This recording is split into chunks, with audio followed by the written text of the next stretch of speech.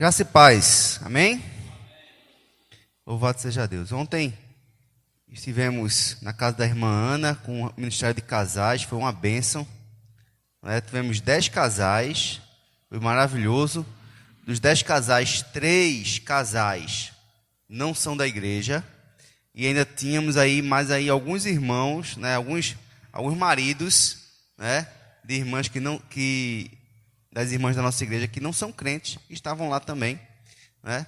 Edson de Zefinha, né? Eduardo de Ana, o anfitrião, que ouviu a palavra de Deus, né? Que ficou bem pensativo, e os outros também participaram e ouviram a palavra de Deus, e foi uma bênção. Então, é um ministério que é uma da igreja, um ministério que tem alcançado vidas. Temos até testemunho, né?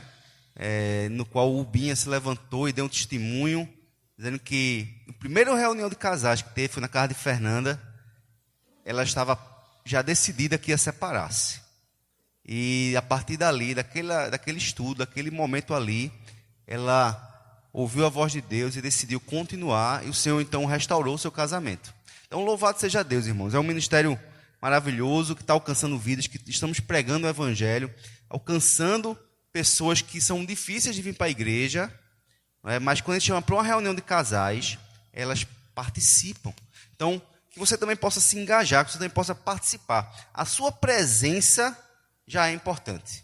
A sua presença conosco já fortalece o grupo, e todos nós somos agraciados, e Deus tem abençoado aquele trabalho. Então, como tem abençoado também outros ministérios da igreja.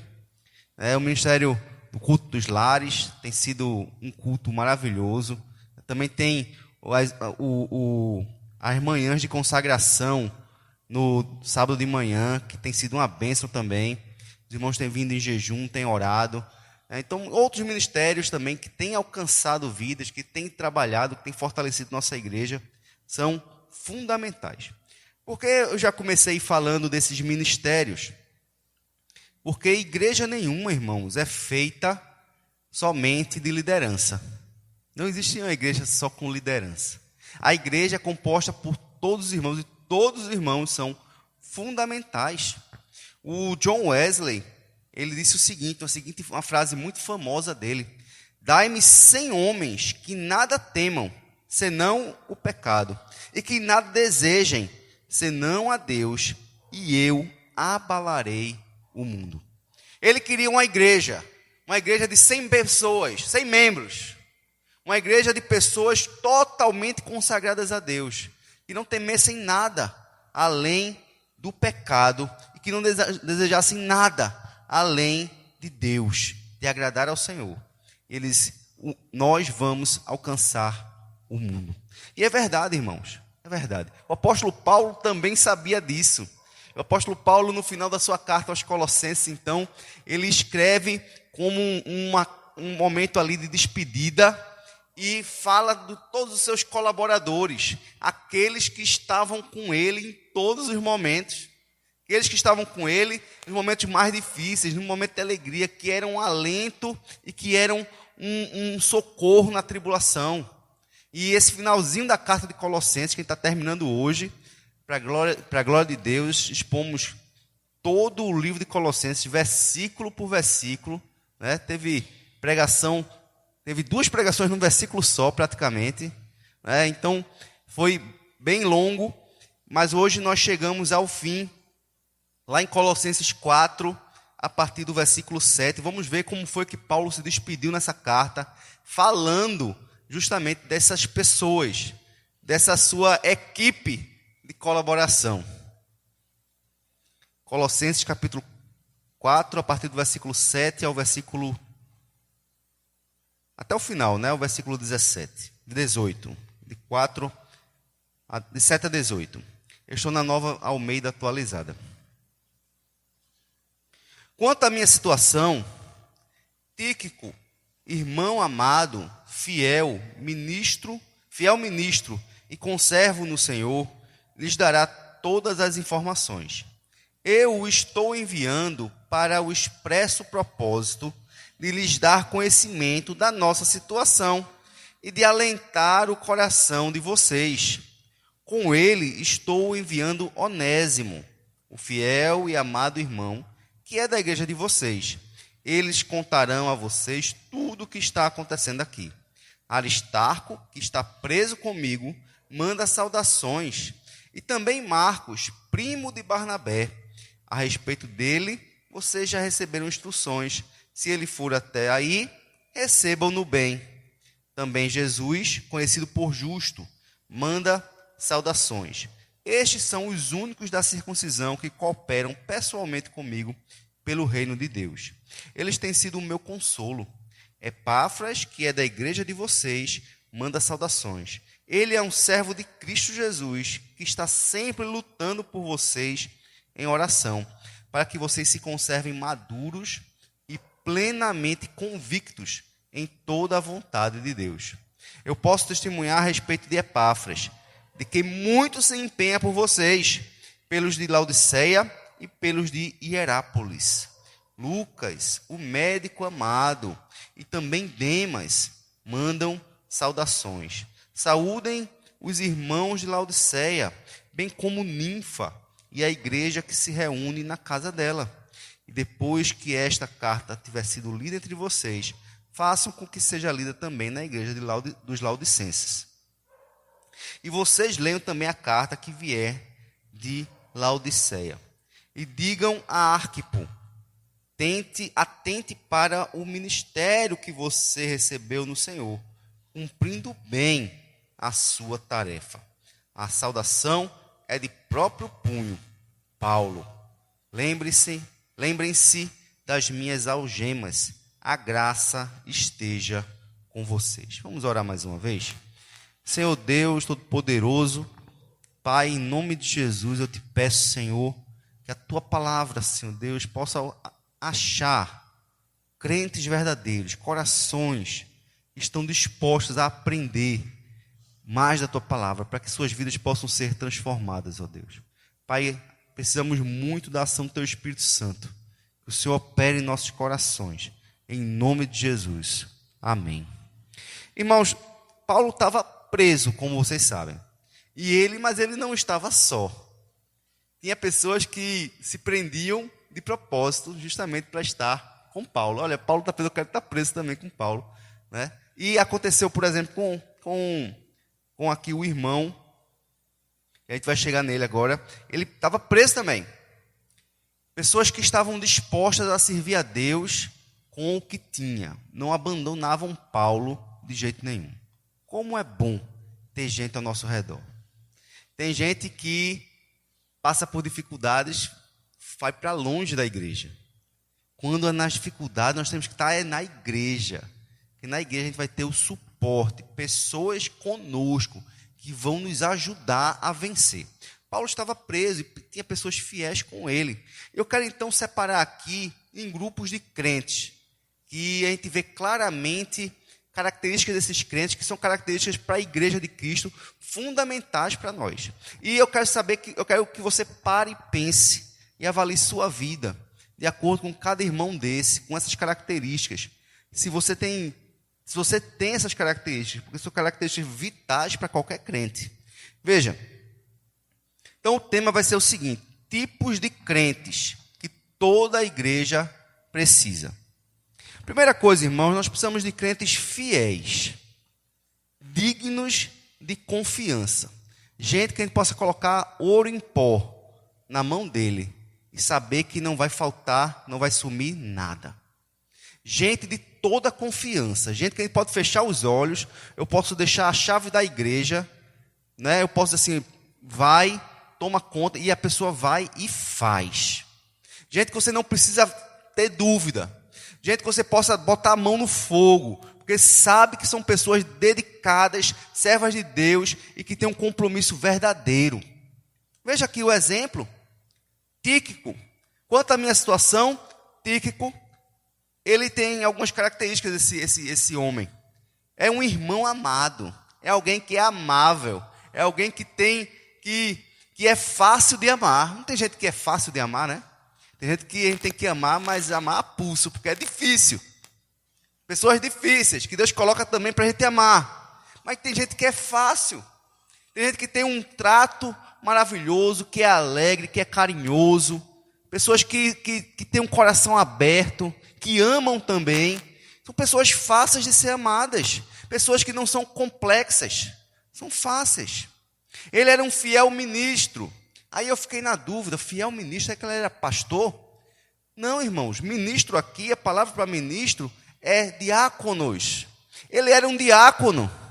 Passamos aí na semana passada, teve o dia do diácono presbiteriano. Ele era um diácono. Ele era alguém que estava ministrando diante de Deus. Veja, um ministro, irmãos diáconos, vocês são ministros.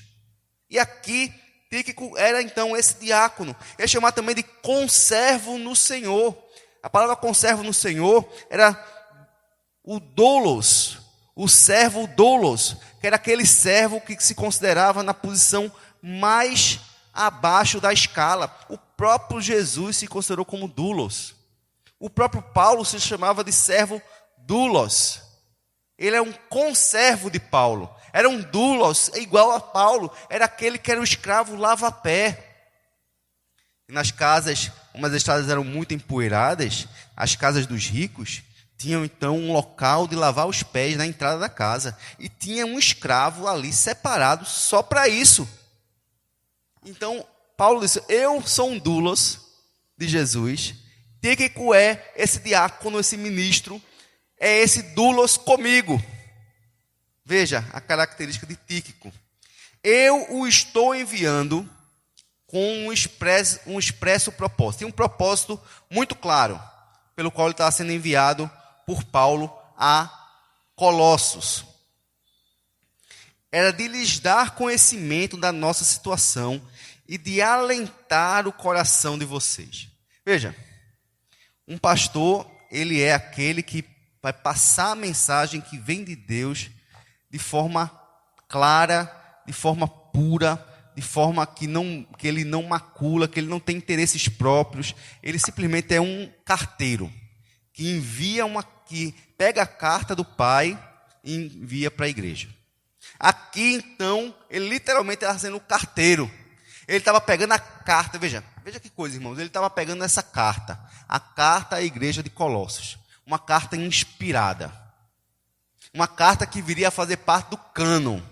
Ele estava pegando essa carta. Veja a responsabilidade desse homem, de mandar essa carta para a igreja de Colossos, fazer com que essa carta pudesse chegar na igreja de Colossos, de forma íntegra, e ali alentar aquela igreja que estava preocupada com a situação de Paulo. Paulo estava preso. Paulo estava sofrendo. A igreja de Colossos amava Paulo, estava preocupada com Paulo. E na época, irmãos, não tinha zap, não tinha como ligar, não. As mensagens, as informações chegavam por meio de cartas, que levava às vezes meses para chegar lá. Os irmãos estavam preocupados com Paulo. Paulo estava preocupado com os irmãos. E aquela carta precisava chegar íntegra. Precisava chegar para alentar o coração da igreja. E Tíquico foi escolhido, então. Precisava ser uma pessoa de confiança. Não podia ser qualquer um. Você entregaria uma carta muito importante na mão de alguém que não fosse uma pessoa de confiança digna, pessoa que você pudesse dizer assim, ele levando é como se eu mesmo estivesse levando. Você deixar algo, olha, entrega isso para alguém. Veja, você não fica meio preocupado, não? Quando você tem alguma coisa importante, você não encontra pessoas, olha, tu entrega isso para fulano, tu vai encontrar fulano, vou. Tu entrega isso na mão dele. Você entrega na mão de alguém que você não confie. Ontem eu deixei 2 camisas da viagem missionária com um presbítero lá da Madalena, presbítero Maurício.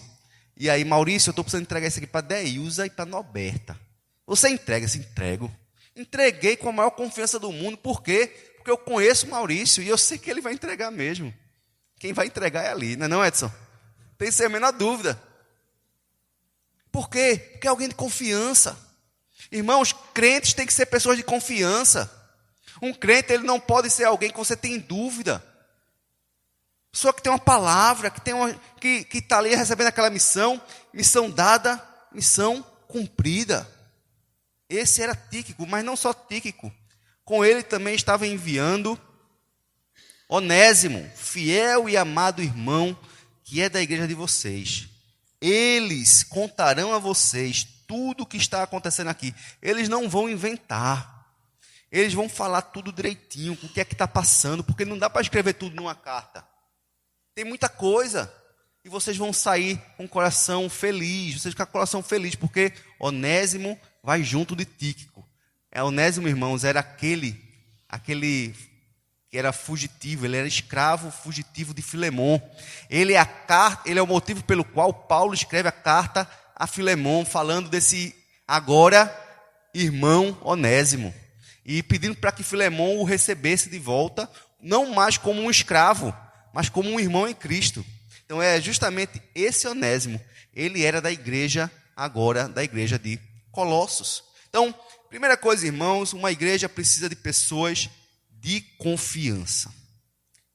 Crentes dignos, crentes diáconos, dispostos a servir a Deus. Servir a Deus. Quando nós fazemos uma viagem missionária, como fizemos no mês passado, a gente não chama apenas evangelistas, pregadores. Precisamos de pessoas que sirvam em todas as áreas. Precisamos de pessoas fortes para carregar as coisas. Precisamos de pessoas inteligentes que possam providenciar e trazer os mantimentos, fazer a feira. Pessoas que possam ajudar a arrumar um local da pregação. Pessoas que possam carregar as cadeiras. Precisamos de pessoas que trabalhem com as crianças, pessoas que toquem. Precisamos de pessoas de várias formas de serviço. Então, precisamos de cooperadores. Não só do pregador. Porque o pregador vai pregar para quem, se não houver aqueles que vão convidar os que vão receber a mensagem. Então, precisamos de todos os tipos de colaboradores. Primeira coisa, então, crentes fiéis. Crentes dignos. Crentes que possamos confiar. Você tem sido essa pessoa? Você tem passado confiança? Sabe, irmãos, às vezes a gente, quando pensa em alguém para servir no ministério, a primeira coisa é se essa pessoa, ela é uma pessoa de palavra, uma pessoa crente, uma pessoa experimentada, uma pessoa que a gente possa realmente confiar nela, a ponto de entregar algo importante. Veja, entregar um ministério, entregar um serviço da casa de Deus para alguém, algo muito sério, muito importante. Quando nós vamos escolher alguém para ser tesoureiro, que coisa importante, não é, Pedro? Como é importante, como é uma responsabilidade seríssima. Escolhemos o irmão Emerson, porque vimos nele um homem de Deus, um homem íntegro, justo, reto, e sabíamos que ele faria a obra do Senhor. Anteriormente foi o irmão Marcos, diácono Marcos, também serviu com muita presteza, com muita habilidade também, com muita fidelidade. Homens de Deus. Eu já vi igrejas sofrendo por causa de tesoureiros. E é muito sério isso. Então, crentes dignos, crentes de confiança. Primeira coisa, então, você é essa pessoa, eu posso confiar em vocês, o Senhor pode confiar em você para qualquer jornada. Então, essa é a primeira questão. Segunda coisa, irmãos, precisamos de pessoas que cooperam no reino de Deus sem buscar holofotes, sem querer mídia. Pessoas que façam a obra de Deus sem querer aparecer. Porque a gente percebe claramente quando tem alguém no louvor que quer aparecer. É diferente. E a igreja toda percebe. Quando tem alguém que quer pregar porque quer aparecer, que quer dar aula de escola dominical porque quer aparecer, que quer fazer parte de algum ministério porque quer aparecer. Precisamos de crentes que estejam dispostos a sumir, a morrer, a não aparecer. Veja o versículo 10 e o versículo 11. Aristarco, que está preso comigo, era esse o nome que eu estava fugindo da minha mente naquela hora. Aristarco, que estava preso com Paulo, porque ele quis estar preso junto com Paulo. Ele manda saudações. E também Marcos, primo de Barnabé. Esse Marcos aqui é justamente aquele que escreveu o Evangelho de Marcos. mas que antes, irmãos, na viagem missionária que ele fez com Barnabé e Paulo, ele era aquela pessoa que estava ali para carregar a mala, é aquela pessoa ali que ia na frente para arrumar um lugar para eles dormirem.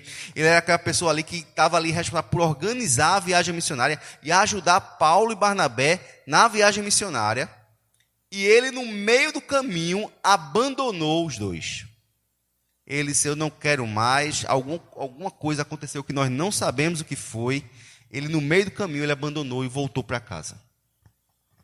Paulo, então, numa outra viagem missionária, quando Barnabé disse, vamos chamar Marcos novamente, Paulo fez de jeito nenhum. E houve uma grande contenda entre eles.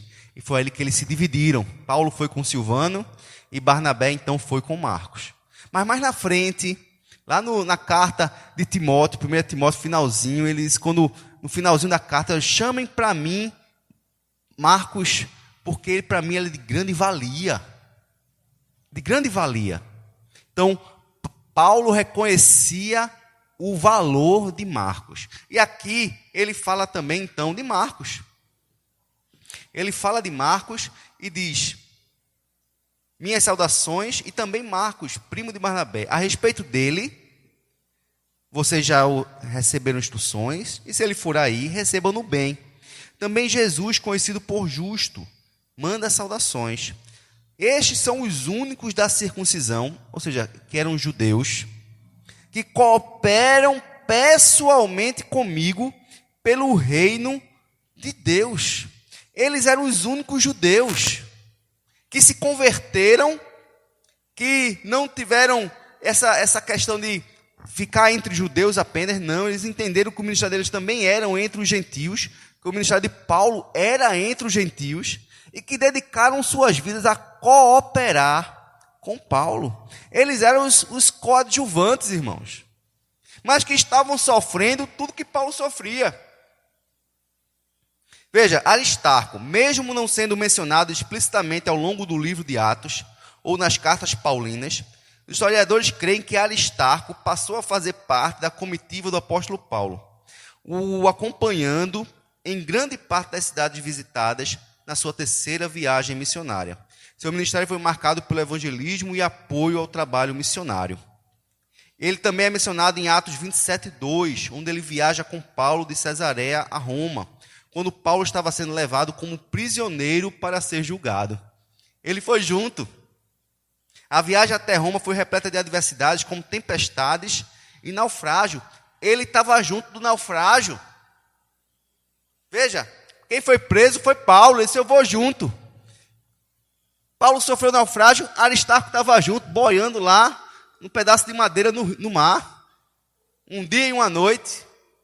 Alguém que não largava o pastor. Alguém que estava junto dele o tempo todo. Não tinha brilho, não tinha holofote. Mas eram pessoas que estavam ali para servir.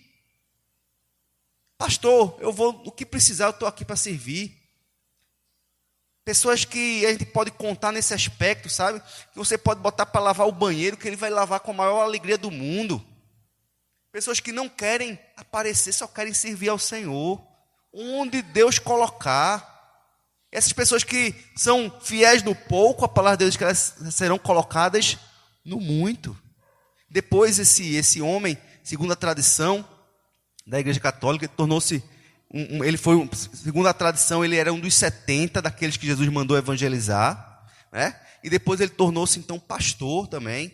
Mas veja, ele começou servindo a Deus, ajudando Paulo de forma oculta.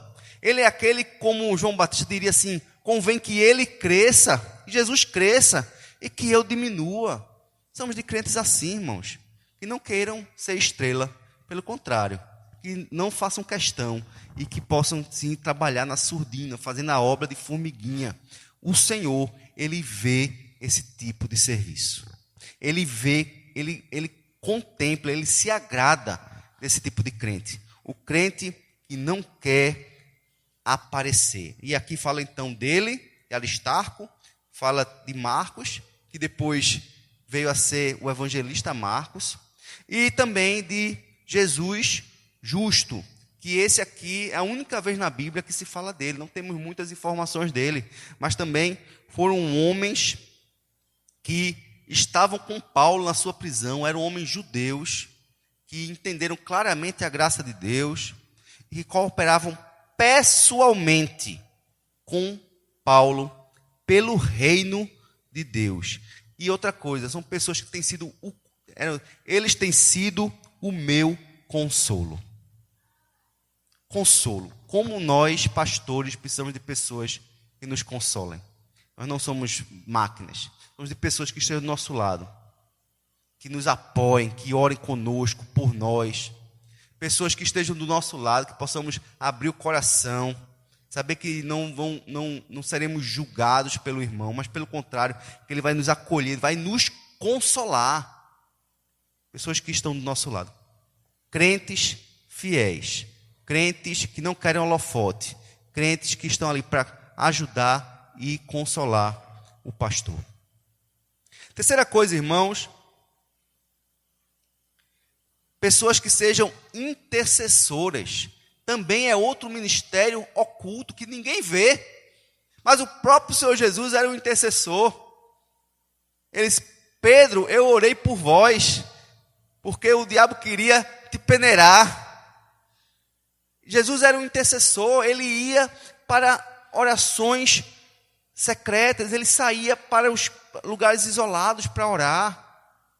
Ele nos ensinou, quando quiseres orar, falar com teu pai, entra no teu quarto e fecha a porta, e em secreto orarás. É um ministério, irmãos, que ninguém vê. E é um ministério altruísta, não é um ministério egoísta. Você ora, quando você vai orar, você só ora por você ou você lembra dos outros? Pare para pesar, seja sincero com você mesmo. Como tem sido a sua oração? Se você tem orado, né? Porque tem crente que nem orar não está orando mais. Há muito tempo já parou de orar. Mas se você tem orado, como tem sido a sua oração?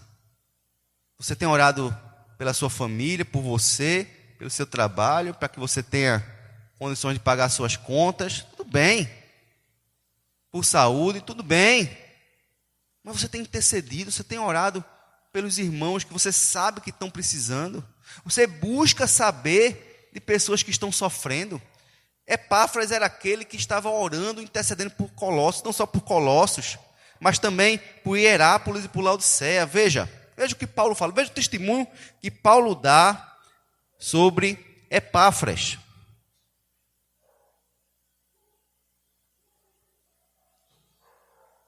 Epáfras, que é da igreja de vocês, manda saudações. Ele é um servo de Cristo Jesus, que está sempre. Veja, primeira coisa aqui, constância.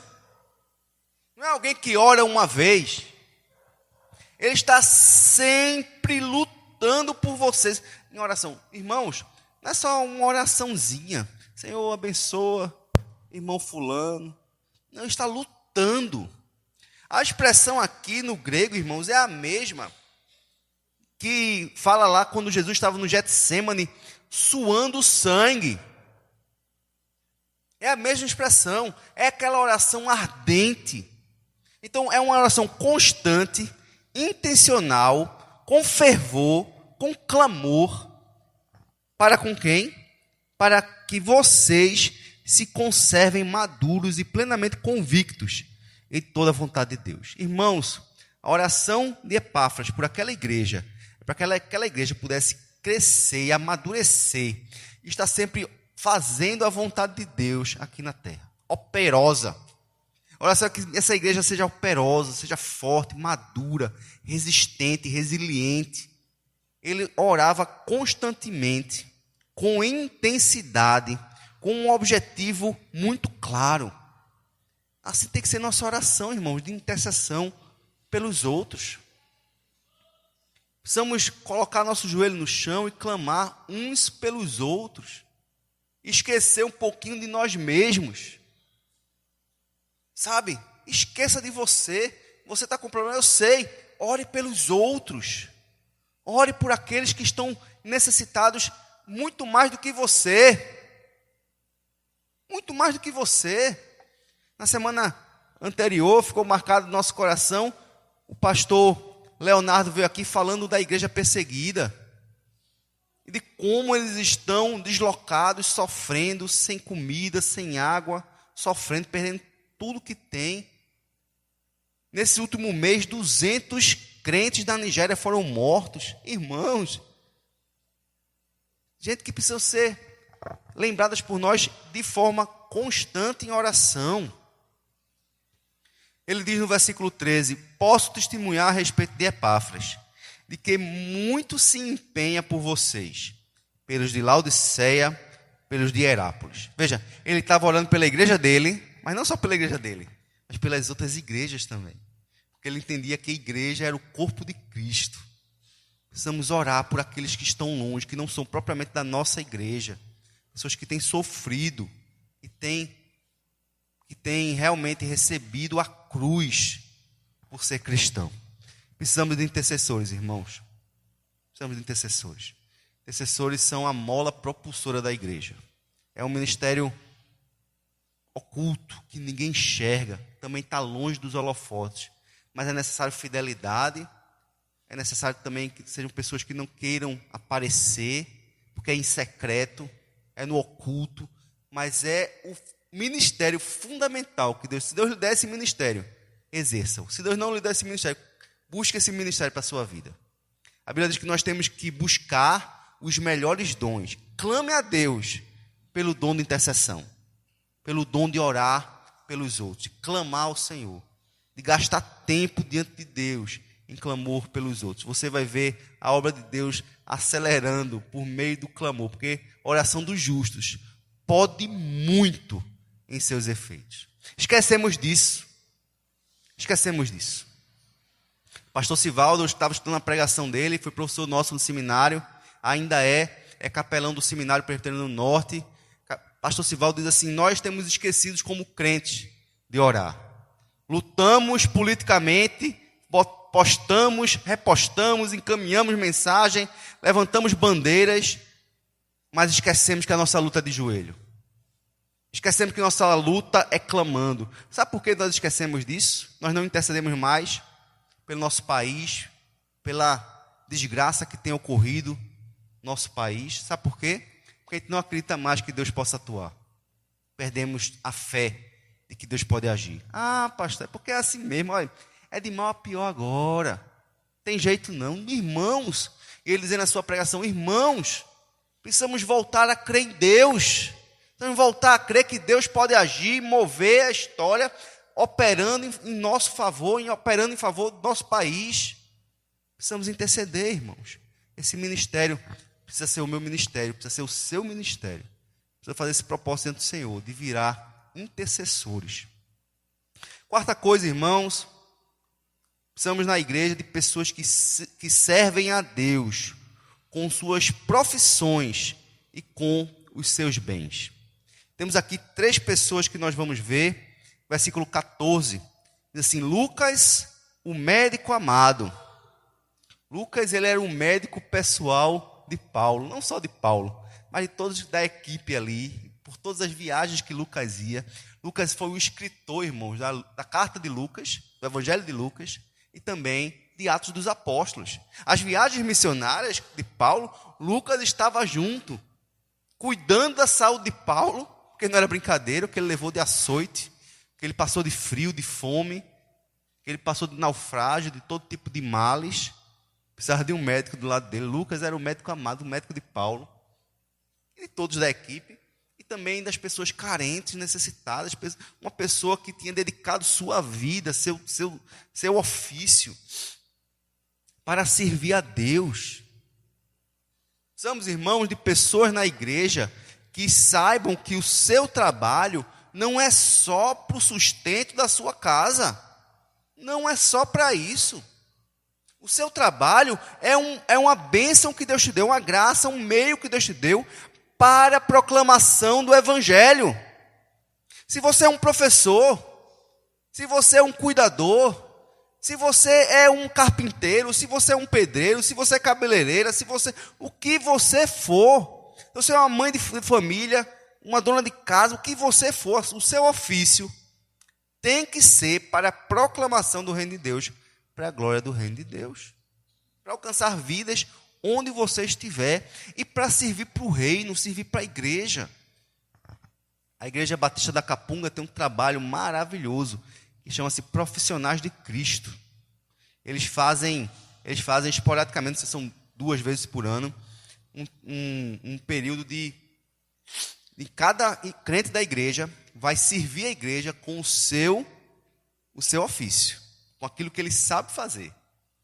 Então, profissionais da área de saúde, profissionais, né, da área jurídica, da beleza, de várias áreas. Eles vão servir a igreja e servir a comunidade com as suas obras, com aquilo que eles sabem fazer. Isso é maravilhoso. Eu tenho experiência nisso, várias e várias viagens missionárias. Eu fui só para arrancar dente e fazer restauração, limpeza, né, várias e várias viagens. Não tenho conseguido mais fazer isso, porque eu não preciso de um dentista que vá trabalhar para eu poder liderar a viagem, ou alguém que lidere para eu poder trabalhar, porque não dá para fazer as 2 coisas ao mesmo tempo. Mas é algo que é muito gratificante quando nós temos a chance de servir a Deus com a nossa profissão. Aqui fala também de Demas. Demas manda saudações. Esse Demas aqui, irmãos, foi o Judas de Paulo. Esse Demas aqui, depois nós vemos que ele afastou-se, ele encantou-se pelo mundo e perdeu o caminho do Senhor. Teve a oportunidade, mas não seguiu na presença de Deus. Está lá em... Deixa eu ver qual está lá em... É o versículo 14. Eu queria ver o texto. Sim, está aqui em 2 Timóteo 4,10. Porque Demas, tendo amado o presente século, me abandonou. Então foi um dos que abandonaram. Na igreja também tem desses. Infelizmente. Também tem daqueles que começam bem, começam servindo, começam acompanhando, mas o mundo fascinou. Ele amou o mundo. E quem ama o mundo, o amor do Pai não está nele. E esse daí perdeu-se. Que esse não seja nenhum de nós aqui. Que nós não percamos o foco. Que não deixemos de servir ao Senhor. Outra pessoa que é citada aqui é Ninfa. Sabe o que Ninfa fez? Ela abriu a casa dela para ser uma igreja. Imagine, irmãos. Você pensa que é fácil? Ontem tivemos a oportunidade de usar a casa da irmã Ana, lá no 2º andar. Foi uma bênção. Mas imagine, irmã Ana, a igreja virasse lá agora, fosse para lá. Todos os cultos lá. Fazer uma vez é tranquilo, dá trabalho. Mas mesmo assim, é uma vez só. Mas imagine todas as reuniões, todos os cultos, todas as atividades agora ia ser lá. Veja, alguém que estava dando a sua casa praticamente, não ia ter mais privacidade, não ia ter mais, né, tempo para as suas coisas, ia trabalhar incessantemente, porque estava dando a sua casa para a igreja do Senhor. Porque muitas casas, a igreja começou nas casas, de pessoas que estavam abrindo suas casas, para ali virar ser uma igreja. Então, vemos então pessoas que servem a Deus com suas profissões e seus bens. Os nossos bens, nossa casa, nosso carro, tudo que nós temos, irmãos, temos que entender que não são nossos. Estamos usando, pela graça de Deus, nesse tempo que estamos nessa vida, mas não levaremos.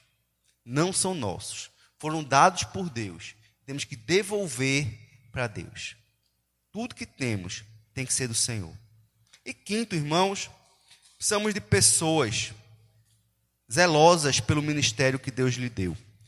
Aqui nós vamos ver um exemplo de Paulo exortando um pastor. Esse sim era pastor, Arquipo. Veja o versículo 17.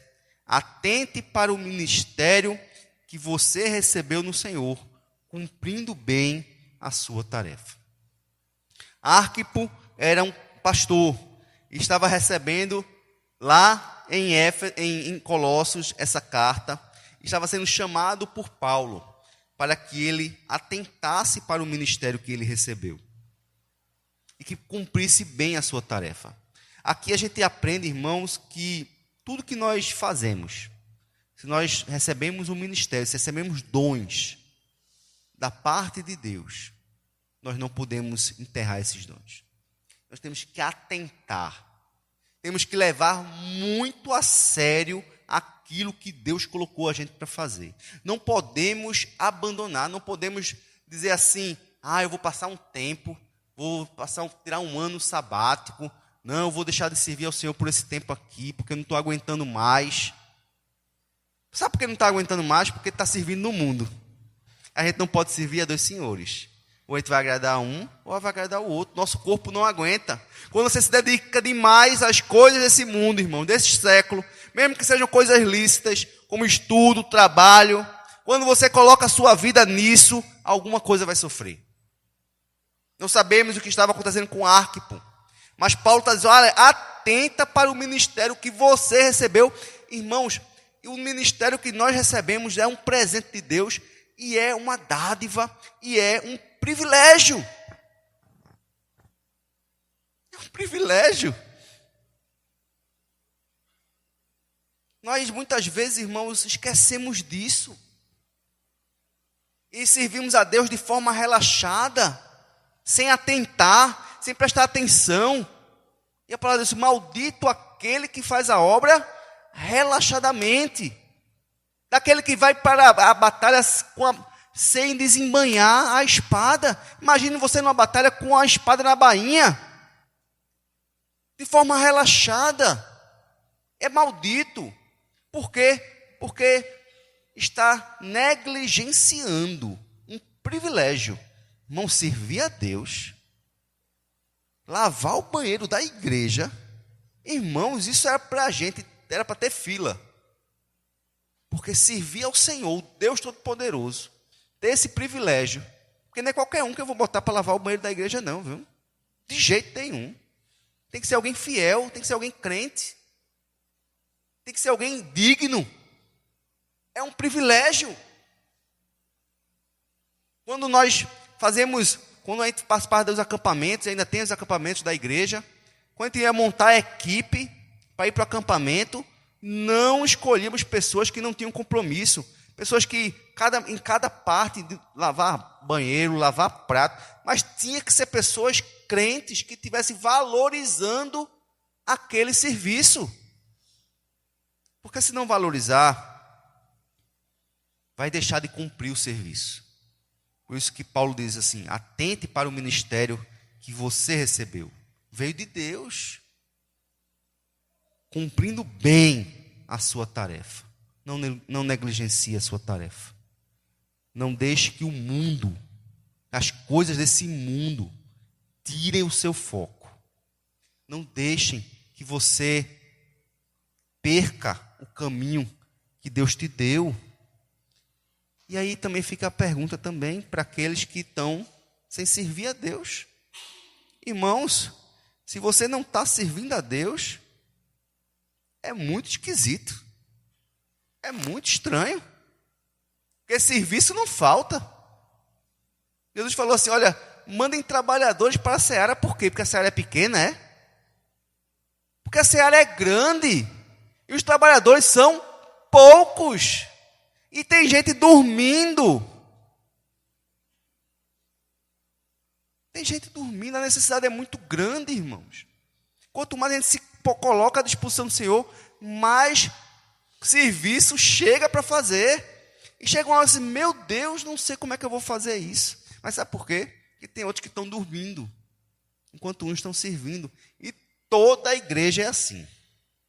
Como é incrível, como sempre são os poucos, os mesmos, que estão para fazer tudo. Bate o escanteio, só para cabecear e ainda apita o gol. Porque está faltando, irmãos. Gente disposta a servir ao Senhor. Os trabalhadores são poucos. E você precisa dizer, eis-me aqui, Senhor. Você tem que fazer. Porque se você não faz isso, é porque você não é crente.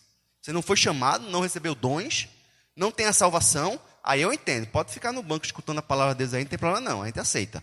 Pode ficar. Até um dia que o Senhor toque o teu coração, te desperte para servir na seara do Senhor. E se você tem deixado de atentar para o ministério, está bobeando, hoje Deus te chama, volta. Deus estava chamando Aristarco, volta.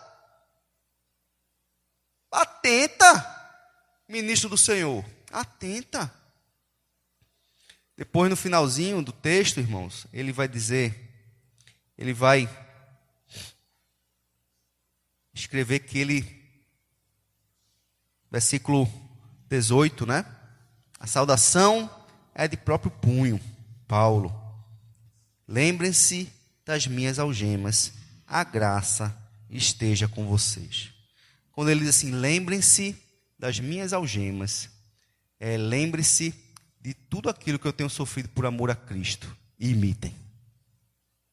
Lembrem-se do sofrimento por causa do amor do Senhor e façam a mesma coisa. Para terminar, eu quero ler uma história para vocês. E Silas Alves Falcão, ele relata esse testemunho, está nesse livro aqui, o comentário de Colossenses, do reverendo Hernandes Dias Lopes. E ele diz assim, Silas Alves Falcão relata um testemunho de um jovem japonês, que lança luz ao tema em apreço, e com o qual encerramos esta exposição, e eu também. Um jovem japonês estava contemplando o sagrado monte Fujiyama, numa atitude de adoração fervorosa. Um viajante cristão que o observava delicadamente lhe perguntou, por que você se sente desse modo emocionado olhando para aquele monte?